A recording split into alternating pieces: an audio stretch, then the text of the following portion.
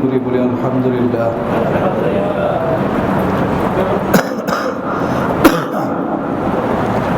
আপনাদেরও প্রতি কৃতজ্ঞতা জানাই যে আপনারা কষ্ট স্বীকার করে এখানে সময় দিচ্ছেন দিনের কিছু আলোচনা শোনার জন্য।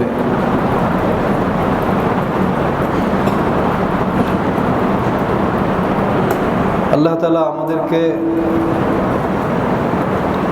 যে দিন দান করেছেন, দিন ইসলাম, সেটা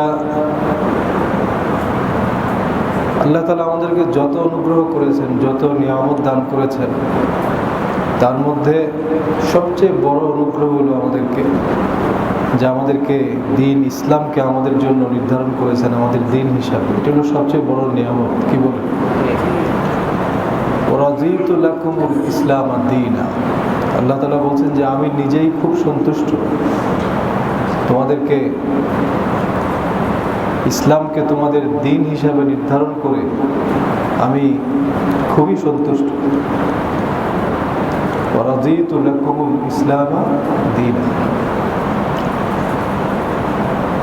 প্রতিদিন সকালবেলা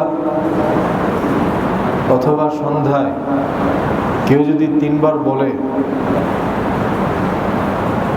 যে রাযীতু বিল্লাহি রাব্বান ওয়া বিল ইসলামি দীনা, আছে না, ওয়া বি মুহাম্মাদিন নবিয়্যা, কয়বার?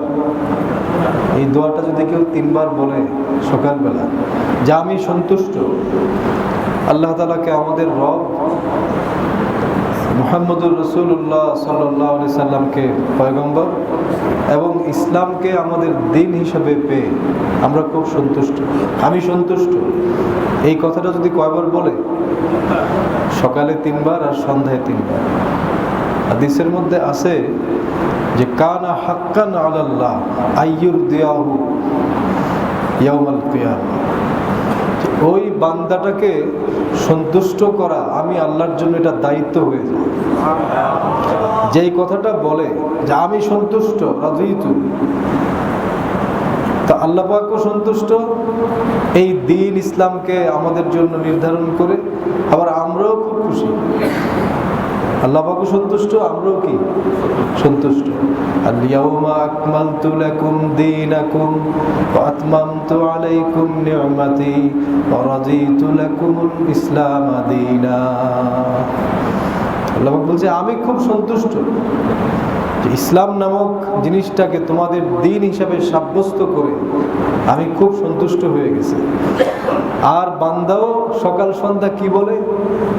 বান্দাও বলে আমি সন্তুষ্ট যে আইয়ুরদিয়াহু ইয়াউমাল কিয়ামা হাক্কান আলাল্লাহ, যে আল্লাহ তাআলার জন্য এটা জরুরি হয়ে পড়ে, অপরিহার্য হয়ে পড়ে। আল্লাহ তাআলা নিজে বলেন আমার ওই বান্দাটাকে সন্তুষ্ট আমি হাসরের ময়দানে তাকে সন্তুষ্ট করে দেব। তাহলে দেখেন কি এমন জিনিস আল্লাহ তাআলা আমাদের জন্য নির্ধারণ করে দিলেন যে তিনিও সন্তুষ্ট, আমরাও সন্তুষ্ট হয়ে গেছি। কি জিনিস দিছেন? ওয়া আতমামতু আলাইকুম নি'মাতি ওয়া রাযীতু লাকুমুল ইসলাম দীনা। আমার অনুগ্রহ যা কিছু ছিল, আসমান এবং জমিন যেদিন থেকে তৈরি হয়েছে সেদিন থেকে আল্লাহ তাআলা আমাদেরকে মুষলধারে বৃষ্টির মতো আমাদেরকে দান করতেছেন, ঠিক কিনা? কিন্তু সেই দান কমছে? কমে নাই। কিন্তু এই দিন নামক ইসলাম নামক জিনিসটাকে যদি আল্লাহ পাক না দিতেন তাহলে আল্লাহ পাকের এই নিয়ামত অসম্পূর্ণই থেকে যেত, ঠিক কিনা বলেন? আল্লাহ পাকের নিয়ামত পূর্ণ হইতো না এই দিন ইসলামকে না দিলে আমাদেরকে। বন্ধুরা আমার, তো আয়াতের শুরুতে আল্লাহ পাক যে কথাটা বলছেন যে আল ইয়াউমা আকমালতু লাকুম দীনাকুম, এই দিনটাকে একদম পরিপূর্ণ করে দেওয়া হয়েছে। এই দিন ইসলামের বৈশিষ্ট্য হলো যেটা কি পরিপূর্ণ। একটা মানুষ তার জীবন পথের চড়াই উতরাই যেখানেই সে যাবে, যত সংকট যাবে, এই দিনের পথনির্দেশ সেখানে আছে। জীবনের এমন একটা দিক এবং বিভাগ নাই যেখানে আল্লাহ তাআলা পথ নির্দেশ দান করেন নাই। যদি আল্লাহ তাআলা একটা অসম্পূর্ণ দিন আমাদের দান করতেন, অসম্পূর্ণ, তাহলে জীবনের কোনো না কোনো দিকে আমরা হয়তো আমাদের নফসের খেয়াল খুশির অনুসরণ করতাম, অথবা বাপদাদার আমল থেকে চলে আসা বিভিন্ন নিয়ম কানুনের অনুসরণ করতাম, অথবা আমাদের সমাজের যারা বড় বড় মানুষ আছেন, বড় বড় নেতারা আছেন, তাদের আনুগত্য করে আমাদের চলতে হইতো, ঠিক কিনা বলেন? কিন্তু দিন সম্পূর্ণ হওয়ার কারণে, ভালো করে কথাটা শুনবেন, দিন সম্পূর্ণ হওয়ার কারণে আল্লাহ তাআলা আমাদের কোনো একটা জায়গার মধ্যে আমাদেরকে হেদায়েত থেকে আমাদেরকে বঞ্চিত করেন নাই, ঠিক কিনা? সব ক্ষেত্রে তিনি বিধান দিয়েছেন, পথ নির্দেশ দিয়েছেন, যাতে বান্দা জীবন চলার পথে কোথাও কোনো সংকটের সম্মুখীন না হয়। হিন্দু ধর্মের যারা লোকেরা আছে তাদেরকে জিজ্ঞেস করলে বলে যে আমরা বাল নাত্তাবিউ ওয়াজাদনা মা আলাইহি আবাআনা, আমরা বাপদাদার আমল থেকে যা কিছু পাইছি সেটাকে আমরা অনুসরণ করে চলছি, বলে না ওরা? এই হলো একটা শ্রেণীর মানুষ যারা বাপদাদার আমল থেকে চলে আসা জিনিসগুলোর যারা অনুসরণ করে চলছে, এবং সেজন্য তারা বিভ্রান্ত হয়ে গেছে। আর কিছু লোক আছে দেখবেন নিজের খেয়াল খুশি অনুযায়ী চলে, ঠিক না? নিজের ইচ্ছা মতো চলে। আবার কিছু লোক আছে সমাজের আপনার বড় বড় মানুষ যারা আছে, যারা বড় বড় নেতা আছে, তাদের আনুগত্য করে সারাটা জীবন কাটিয়ে দেয়। আছে কিনা এরকম? হাসরের ময়দানে ওই লোকগুলি কি বলবে জানেন? وقالوا إنا أطعنا سادتنا وكبراءنا فأضلونا السبيلا। আয় আল্লাহ, আমি সারা জীবন আমাদের সমাজের বড় বড় মানুষ যারা, বড় বড় নেতা যারা, তাদের আনুগত্য করেছিলাম এবং এভাবে আমরা বিভ্রান্ত হয়ে গেছি। আজকে আপনি তাদেরকে দ্বিগুণ শাস্তি দেন। তাহলে তিনটা জিনিস ভালো করে মনে রাখেন। একটা হলো নফসের খেয়াল খুশির অনুসরণ করলে মানুষ বিভ্রান্ত হয়ে যায়। আরেকটা হলো বাপদাদার আমল থেকে চলে আসা বিভিন্ন রসম এবং নিয়ম নীতির অনুসরণ করলে মানুষ বিভ্রান্ত হয়। আর 3 নাম্বার হচ্ছে সমাজের বড় বড় মানুষ যারা, নেতা যারা মানুষকে আল্লাহর পথে পরিচালিত করে না, তাদের আনুগত্য করলেও মানুষ বিভ্রান্ত হয়ে যায়। কয়টা শ্রেণী আছে বলেন? ইসলামকে যেই দিন পরিপূর্ণ, আমার জীবনের সারা জীবন সত্যের পথে চলার জন্য, সত্য সঠিক পথে চলতে হলে আল্লাহ পাক কোনো কিছুর মুখাপেক্ষী আমাকে করেন না, দিনটা এমন পরিপূর্ণ করে দিয়েছে। আমাদের নূর মোহাম্মদ ভাই বলতেছিলেন যে এমনকি তিনি একটা শাসন ব্যবস্থা রাসূল পাক সাল্লাল্লাহু আলাইহি সাল্লামের মাধ্যমে উপস্থাপন করেছেন, একটা শাসন ব্যবস্থা। কোনো সমাজে যদি শাসন ব্যবস্থা না থাকে তাহলে সমাজ কি চলতে পারে? কি বলেন? শাসন ব্যবস্থা যদি না থাকে একটা সমাজের মধ্যে, দেখেন আমি কতগুলো উদাহরণ দিই যে আল্লাহ এবং তার রাসূল সাল্লাল্লাহু আলাইহি সাল্লাম যে শাসন ব্যবস্থাটা দিয়েছেন, সেই শাসন ব্যবস্থাটা কেমন ছিল। ইয়েমেন যখন জয় হইল, তখন রাসূল পাক সাল্লাল্লাহু আলাইহি সাল্লাম একটা কি বলে এটাকে, কাতাবা ইলা আহলিল ইয়ামান, ইয়েমেনের লোকদের উদ্দেশ্যে তিনি একটা ফরমান পাঠাইলেন। ভালো করে শুনবেন।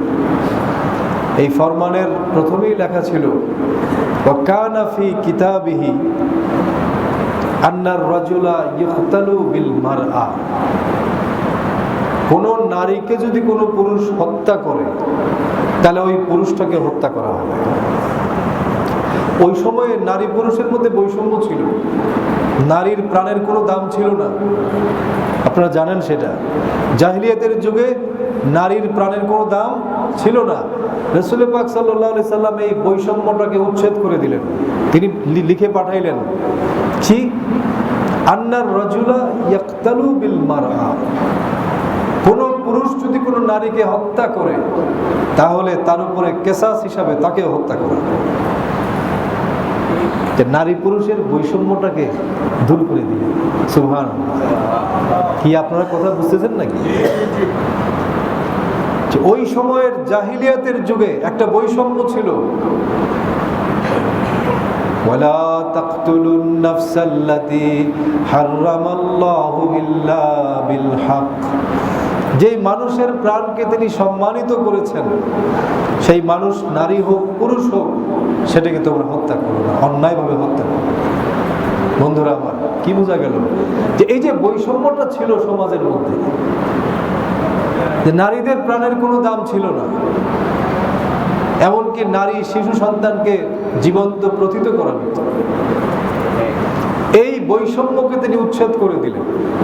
একটা হাদিসের মধ্যে আছে যে মান কানাত লাহু উনসা, যার কোনো জীবিত বোন আছে বা কন্যা সন্তান আছে, হাদিসটা শুনেন, যার একটা কন্যা সন্তান আছে, ফালাম ইয়াদিহা, সেই কন্যা সন্তানটাকে জীবিত প্রথিত জীবিত হত্যা করে নাই, ওয়ালাম ইউহিনহা, এবং ওই কন্যা সন্তানটাকে সে কোনো অপমানও করে নাই, তুচ্ছ করে নাই, ওয়ালাম ইউসির ওয়ালাদাহু আলাইনা, এবং তার পুত্র সন্তানের উপরে, পুত্র সন্তানকে এই কন্যা সন্তানের উপরে সে প্রাধান্য দেয় নাই। এরকম বাবা আছে না? বলে যে আদখালাহুল্লাহুল জান্নাহ, আল্লাহ তাআলা ওই পিতাকে জান্নাতে প্রবেশ করায়। এই যে বৈষম্যটা ছিল, পয়গম্বর আলাইহিস সালামদের শাসন ব্যবস্থাটা কেমন ছিল দেখেন। যে এই যে কন্যা সন্তান আর পুত্র সন্তানের মধ্যে বৈষম্যটা ছিল, এটাকে তিনি উচ্ছেদ করে দিলেন। সুবহানাল্লাহ। এটার নাম কি? এটার নাম হচ্ছে খেলাফত রাষ্ট্র ব্যবস্থা। বৈষম্য, মানুষে মানুষে বৈষম্য। ওই সময়ের মধ্যে সবচেয়ে বেশি আপনার দুর্বল শ্রেণী ছিল দাস যারা, দাস ছিলেন স্লেভ যারা সমাজে, তাদের প্রাণের কোনো দাম ছিল না, তাদেরকে যখন তখন হত্যা করে ফেলা হতো। হুজুর সাল্লাল্লাহু আলাইহি সাল্লাম একটা আইন জারি করলেন, ভালো করে শুনলেন, কথা কিন্তু আমি বেশি বলবো না, যে কয়েকটা কথা বলি ভালো করে শুনবেন।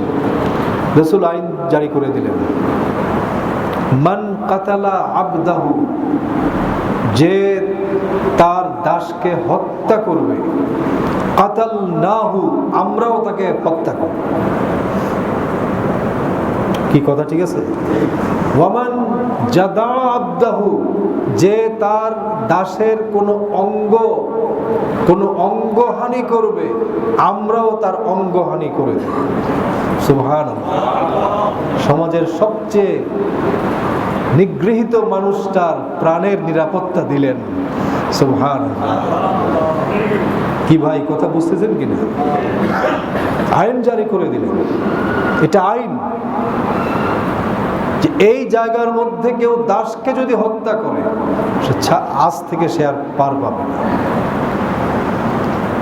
মিন আজলি যালিকা কাতাবনা আলা বানি ইসরাঈল আন্নাহু মান কাতালা নাফসান বিগাইরি নাফসিন আও ফাসাদিন ফিল আরদি ফাকান্নামা কাতালান নাস জামিআ। সুবহানাল্লাহ, কি আয়াত! যে একটা মানুষকে হত্যা করবে অন্যায়ভাবে, যে আরেকটা মানুষকে হত্যা করে নাই, এমন একজন মানুষকে হত্যা করবে, অথবা ওই লোকটা পৃথিবীতে কোনো বিপর্যয় বিশৃঙ্খলা সৃষ্টি করে নাই, এমন একজন নিরীহ মানুষকে যে হত্যা করলো, কাআন্নামা কাতালান নাস জামিআ, সে যেন সারা পৃথিবীর মানুষগুলোকে হত্যা করে ফেলল। সুবহানাল্লাহ, কি আয়াত! নাস জামিআ, কোন মানুষটা? যে মানুষ আরেকটা মানুষকে হত্যা করে নাই, নিরীহ ইনোসেন্ট কে হত্যা করা, সারা পৃথিবীর মানুষকে হত্যা করা শামিল সাব্যস্ত করে। কত সুন্দর শাসন ব্যবস্থা, ঠিক কিনা বলেন? মানুষে মানুষে বৈষম্য, ধনী গরিবের বৈষম্য। একটা হাদিসের মধ্যে আছে, আপনারা বিয়ের অনুষ্ঠান করেন না? বিয়ের অনুষ্ঠান হয় না, ওয়ালিমা হয়তো, শাররুত তুআমি তুআমুল ওয়ালিমা, ওই বিয়ের খানা সবচেয়ে নিকৃষ্ট যেখানে ইউদআ লাহাল আগনিয়া, যেখানে শুধু বড় লোকদেরকে দাওয়াত করা হয়, ওয়া ইউতরাকুল ফুকারা, এবং গরিব মানুষকে বর্জন করা হয়। ধনী গরিবের বৈষম্য উচ্ছেদ করে দিলেন, বলেন সুবহানাল্লাহ। বিয়ের খানা, ওই খানা সবচেয়ে নিকৃষ্ট সাব্যস্ত হবে যদি কি হয়, বড় লোকদের দাওয়াত করা হয়েছে, গরিব মানুষকে দাওয়াত করা হয় না, নিকৃষ্ট খাবার। আজকে যারা বৈষম্যের বিরুদ্ধে কথা বলেন, আমি তাদেরকে বলবো যে আপনারা রাসূল পাক সাল্লাল্লাহু আলাইহি সাল্লামের শাসন ব্যবস্থাটাকে একটু অধ্যয়ন করে দেখেন, স্টাডি করে দেখেন কিভাবে বৈষম্যকে উচ্ছেদ করছে। বন্ধুরা আমার, বিদায় হজের ভাষণে প্রায় 1.5 লক্ষ সাহাবী উপস্থিত ছিলেন। এরা কারা ছিলেন? আরব দেশের লোক না সব? বেশিরভাগ সবই তো আরব দেশের মানুষ। অল্প কয়েকজন মানুষ হয়তো আজমি ছিলেন, অনারব ছিলেন। ওই সমাবেশের মধ্যে রাসূল পাক সাল্লাল্লাহু আলাইহি সাল্লাম উদাত্ত কণ্ঠে ঘোষণা করছেন, লাইসা লিল আরাবিয়্যি ফাজলুন আলাল আজামি। আরবদের উপরে অনারবদের উপরে আরবদের কোনো শ্রেষ্ঠত্ব নাই। সুবহানাল্লাহ। বর্ণ বৈষম্যের বিরুদ্ধে কিভাবে কথা বলছে, বর্ণ বৈষম্যকে উচ্ছেদ করে দিছে। দুনিয়ার কোন নেতার এত বড় সাহস নাই, সব মানুষগুলি আরব দেশের মানুষ, সেখানেই কথা বলতেছেন, লাইসা লিল আরাবিয়্যি ফাজলুন, আরবদের কোনো শ্রেষ্ঠত্ব নাই, কোনো ফজিলত নাই, আলাল আজামিয়্যি, অনারবদের উপরে। সাদার উপরে কালোর শ্রেষ্ঠত্ব নাই, কালোর উপরে সাদার শ্রেষ্ঠত্ব নাই, বলেন সুবহানাল্লাহ। এটা হলো ওই যে বলছেন, আতমামতু আলাইকুম নি'মাতি ওয়া রাদিতু লাকুমুল ইসলাম দীনা, যে এই ইসলামকে আল্লাহ পাক দিবেন মানুষের জন্য দিন হিসাবে, বলেন সুবহানাল্লাহ। কি ভালো দিবেন না খারাপ দিবেন?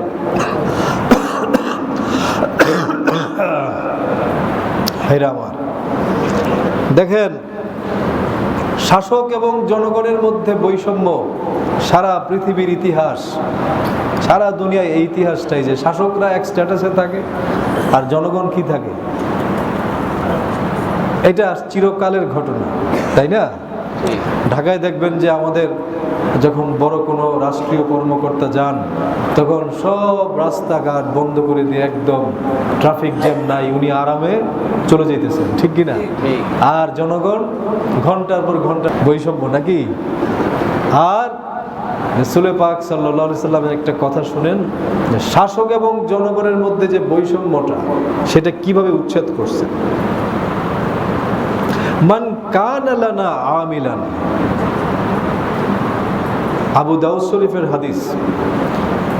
হুজুর বলেন যে আমাদের কোন রাষ্ট্রের প্রশাসক নিযুক্ত হবে, কাদের? আমাদের। ফালইয়াকতাসিব জাওজাতান, তার যদি স্ত্রী না থাকে তাহলে একটা স্ত্রী সে গ্রহণ করতে পারবে। কয়জন? একজন। ওয়ালাম ইয়াকুল্লাহু খাদিমুন ফালইয়াকতাসিব খাদিমান, যদি তার কোনো খাদেম না থাকে, প্রাইভেট সেক্রেটারি না থাকে, তাহলে একজন গ্রহণ করে নেবে। যদি এর বেশি সে গ্রহণ করে, তাহলে সে চোর এবং আত্মসাৎকারী হিসেবে সাব্যস্ত। শাসক এবং জনগণের মধ্যে পার্থক্য থাকলো আর কিছু? যিনি যে আমাদের সরকারের কোন কর্মকর্তা প্রশাসক নিযুক্ত হবে, সে এইটুকু পাবে রাষ্ট্র থেকে, এর বেশি কিছু। আপনারা বলেন তো, একটা দেশের মানুষের একেবারে রিক্সাওয়ালা যিনি ভ্যান চালান তার যতটুকু থাকে এর বেশি রাসূল প্রশাসকদের আর দিলেন না, ঠিক কিনা?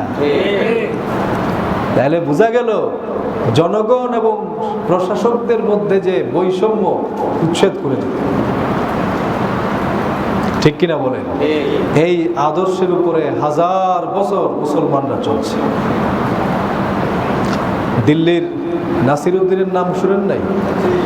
উনি যখন ওনার পরিবার ওনাকে বলল যে আমি তো অনেক কষ্ট হয়, আমার তো অনেক কষ্ট হয়, আপনি আমার জন্য একটা এই কাজের মানুষ আমার জন্য নিযুক্ত করে দেন।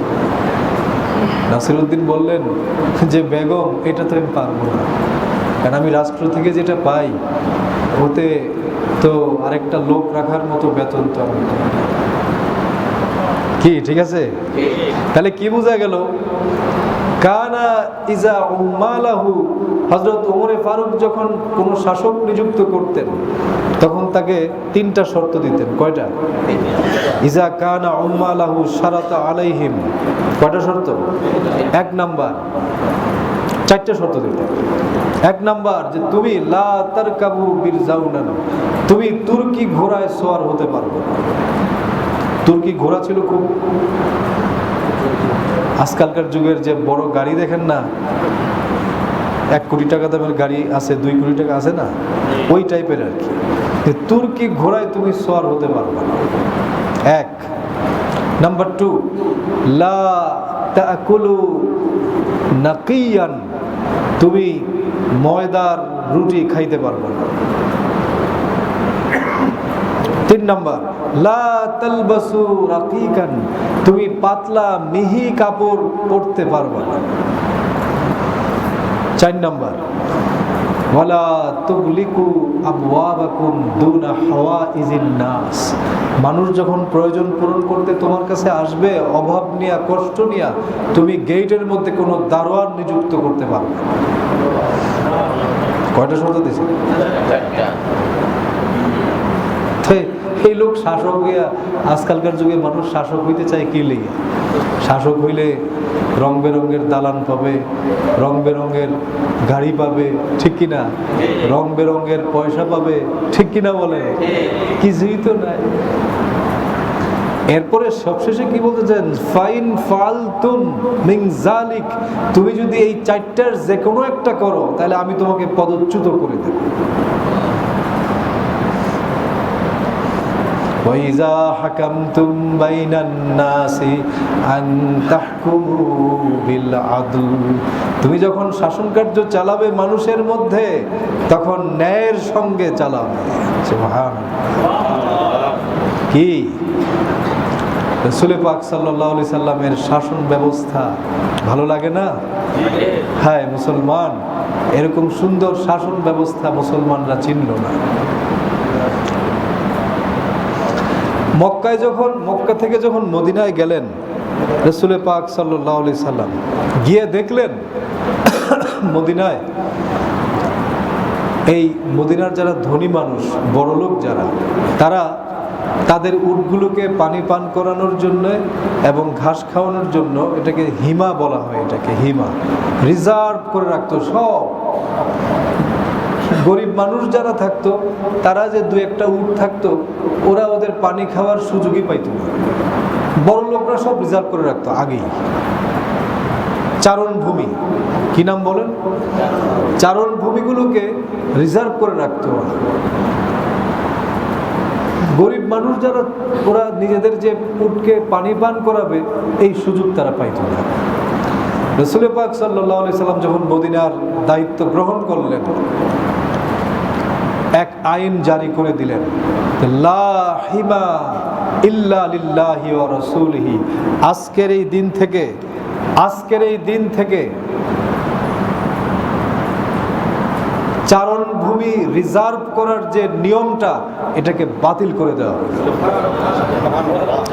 আমার। হ্যাঁ, তবে ইল্লা লিল্লাহি ওয়া রাসূলিহি, হ্যাঁ, আমার নির্দেশে যদি কোনো চারণ ভূমি, সেটা সরকার যদি আদেশ দেয় তাহলে চলবে, নাইলে সমস্ত চারণ ভূমি রিজার্ভ করার নিয়মকে আজ থেকে বাতিল করে দেওয়া। বন্ধুরা আমার, আপনারা হলো রাসূল পাক সাল্লাল্লাহু আলাইহি সাল্লামের শাসন ব্যবস্থা। এখন সময়ও কম, আজান কয়টায়? আচ্ছা, আমি আবার বেশি কথা বলতে পারি না, বেশি কথা জানিও না।